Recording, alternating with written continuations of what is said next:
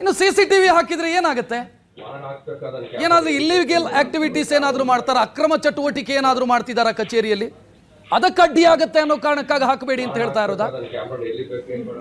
ಸರ್ಕಾರಿ ಸೇವೆಯಲ್ಲಿ ಪಾರದರ್ಶಕತೆ ಬರಬೇಕು ಅಂತ CCTV ಹಾಕೋದು, ಹಾಕಬೇಡಿ ಅಂತ ಈ ಅಧಿಕಾರಿ ಹೇಳ್ತಾ ಇರೋದನ್ನ ನೋಡ್ತಾ ಇದೀರಿ ನೀವು. ಯಾರ್ರೀ ಹಾಕಿರೋದು? ಯಾರನ್ನು ಕೇಳಿ ಹಾಕಿರೋದು? ನನ್ನ ಅನುಮತಿ ಇಲ್ಲದೆ ಹೆಂಗ್ರಿ ಹಾಕ್ತಾರೆ CCTV ಅಂತ ಅಧಿಕಾರಿ ಪ್ರಶ್ನೆ ಕೇಳ್ತಾ ಇರೋದು.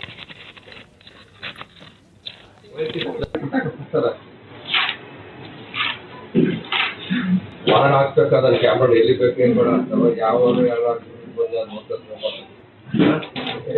ಮುರಿದಾಕು ಅಂತ ಹೇಳಿದ್ದು ಮುರಿದಾಕ್ಬಿಡತ್ತೀರಿ. ಅದೇನಿದೆ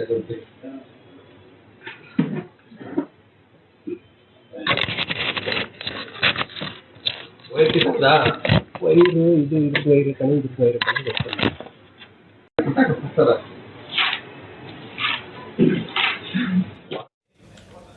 ಹೆಚ್ಚಿನ ಡೀಟೇಲ್ ನೀಡೋದಕ್ಕೆ ನಮ್ಮ ಪ್ರತಿನಿಧಿ ಹರೀಶ್ ಫೋನ್ ಸಂಪರ್ಕದಲ್ಲಿ. ಹರೀಶ್, ದೃಶ್ಯ ಗಮನಿಸ್ತಾ ಇದೀವಿ, ಮುರಿದು ಹಾಕುವಂತ ಅಧಿಕಾರಿ ಹೇಳ್ತಾ ಇರೋದು. ಏನ ಕಚೇರಿ ಅಂತ ಅನ್ಕೊಂಡಿದ್ದಾರ, ಇವ್ರ ಮನೆ ಅಂತ ಅನ್ಕೊಂಡಿದಾರ? ಎರಡನೇದ್ದು, CCTV ಹಾಕಿದ್ರೆ ಈ ಮನುಷ್ಯನಿಗೆ ಏನ್ ಪ್ರಾಬ್ಲಮ್ಮು? ಏನಾದ್ರೂ ಅಕ್ರಮ ಚಟುವಟಿಕೆ ಆಗ್ತಿದೆ, ಅದು ಗಮನಕ್ಕೆ ಬರುತ್ತೆ ಅನ್ನೋ ಭಯಾನ ಏನಾದ್ರು? ರಕ್ಷತ್, ಹಾಸನ ಮಹಾನಗರ ಪಾಲಿಕೆಯಲ್ಲಿ ಮ್ಯಾನೇಜರ್ ಆಗಿರುವಂತಹ ಪ್ರಕಾಶ್ ಅವರ ದುರ್ವರ್ತನೆಗೆ ಇದು ಸಾಕ್ಷಿಯಾಗಿದೆ.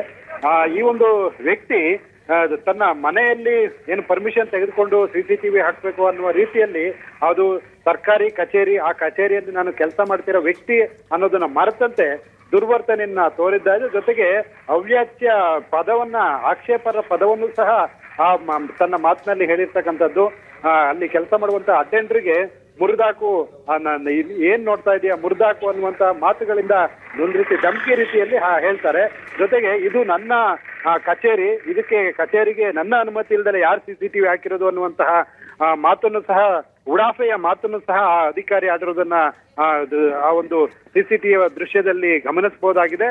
ಜೊತೆಗೆ ಪಾರದರ್ಶಕ ಆಡಳಿತ ಇರಬೇಕು. ಜೊತೆಗೆ ಅಲ್ಲಿ ಬರುವಂತಹ ಜನಸಾಮಾನ್ಯರಿಗಿರ್ಬೋದು, ತಮ್ಮ ಕೆಲಸಗಳಿಗಾಗಿ ಬರುವಂತಹ ಈ ಹಾಸನ ಪ್ರದೇಶದ ಜನರಿಗಿರಬಹುದು ಅನುಕೂಲವಾಗಲಿ, ಜೊತೆಗೆ ಪಾರದರ್ಶಕವಾಗಿರ್ಲಿ ಅನ್ನುವ ಕಾರಣಕ್ಕಾಗಿ CCTV ಅಳವಡಿಕೆಯನ್ನು ಕಮಿಷನರ್ ಹಾಗೂ ಜಿಲ್ಲಾಡಳಿತ ಮಾಡಿಸಿದೆ.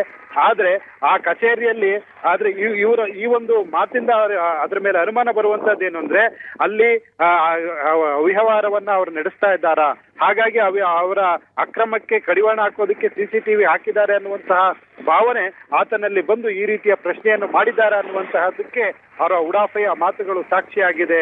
ರಕ್ಷತ್.